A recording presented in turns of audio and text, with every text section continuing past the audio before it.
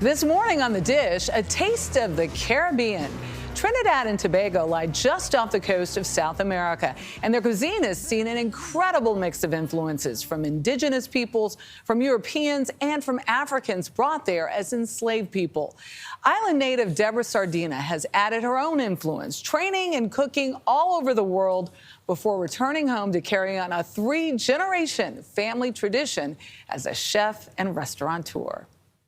A little bit of extra virgin olive oil and the curry vinaigrette. So bon appetit, people. When diners pull up their seats to food lingo by Chef Debby, This is so soft, it just goes down, melts in your mouth. it's an intimate experience So delicious, I'm dribbling. catered to their specific tastes. And every single time the food was awesome.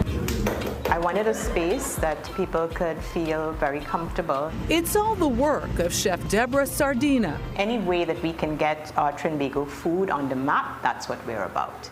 She highlights the diverse food of the region with her very own supper club. I've decided to have, outside of catering, an intimate dining experience where we have our chef's table. We do that Caribbean, but with a little bit of a modern twist. For our meal, A very little taste of what Trinidad and Tobago has to offer. this is a little taste. No, this really is a An introduction that came with a bit of an education. So South is a very traditional breakfast or liming food.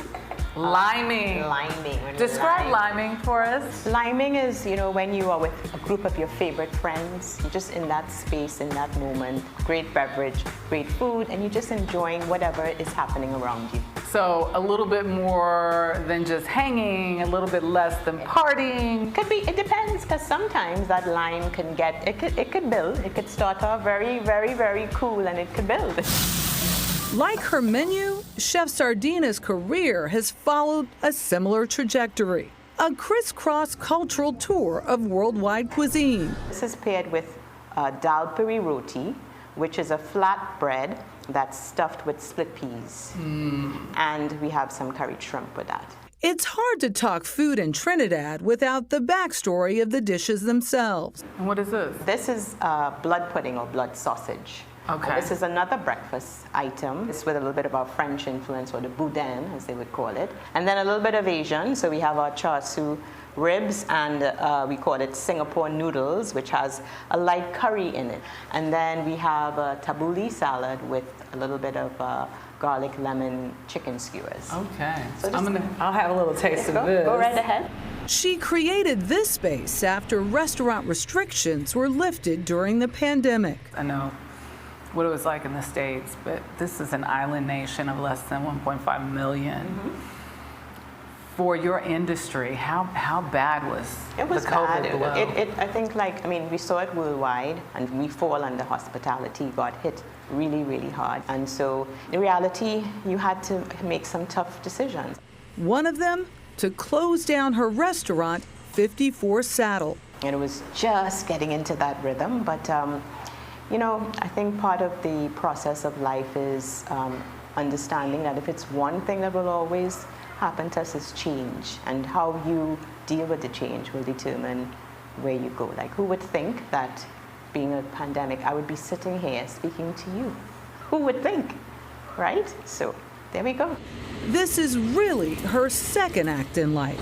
What was your first? My first chapter was working in New York City. I went to New York City Technical College. I worked the gamut of different hotels and restaurants, and always wanted to come back home. But not before applying to study with renowned French chef Madeleine Cayman. She got her acceptance just before giving birth to her daughter Erin. And then I decided, my daughter was growing up, and I realized that I needed to spend some quality time with her. You have those deep desires and that kind of push you to the next level. Eventually, she returned to Trinidad to become the first woman executive chef at the Trinidad Hilton Hotel and Conference Center, the first of any Hilton in the Americas. I was like 16-hour days. What was that like for you to break through that glass ceiling? I think at the end of the day, there's some basic truths that never change. But my daughter and I have a little bit of a joke where we would say, you put on your big girl panties and you just make it happen. So at the end of the day, you may have to work twice as hard, But you know that through determination, you're gonna make it happen. I caught you calling her mom in the kitchen. Did she? Her daughter, who trained at the Culinary Institute of America, is now her sous chef. Yes, she is chef to me. But sometimes, It slips. I'm like, Mom, and she's like, She's carrying on a family tradition established by her grandparents, who've owned and operated Blue Crab Restaurant on Tobago for nearly 40 years. as a young girl, I'd be in both kitchens all the time, watching them cook, prepare food, and they would rope me in to like do little things, whether it's peel garlic or. So I found myself actually like fascinated in food as well. It didn't go unnoticed by her mother. She always had a great sense of taste on the palate. Not only am I extremely proud of her, but I would say that she is a chef. You have someone to pass it on to? That's the whole idea. Her big idea was to take this food global. She's cooked all over Europe, a clientele that tired her to bring them a taste of the Caribbean. Are there misconceptions about the food here or the Caribbean in general? I think we have showcased in many different levels that Caribbean cuisine can be on any world stage, can stand on any world stage. So what are we making? Pilau. This is Pilau. chicken pilau. Chicken pilau. What that is basically stewed chicken, and to that we have rice, pigeon peas, carrots, and pumpkin. It's all for the benefit of her island homeland. Oh, I love it. Look, So delicious. cheers, I think. Huh? Yeah, it's true. You did a really good job, Madam Debbie. Chef Debbie, here's to you. Thank you. And here's to Trinidad and Trinidad. Yes, Trinidad. Oh, that's perfect going down. Oh, yeah. Well, you know what? No wine, but I have a rum drink with lime for the liming. Liming, yes. I love that. Liming ladies. Ladies, Cheers. cheers. Cheers to liming.